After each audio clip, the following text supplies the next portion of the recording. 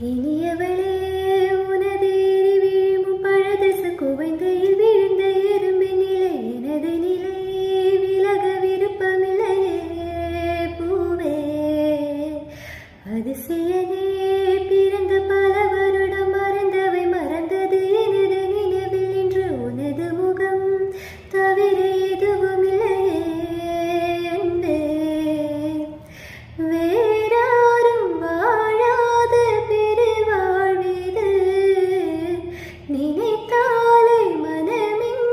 மழை தூகுது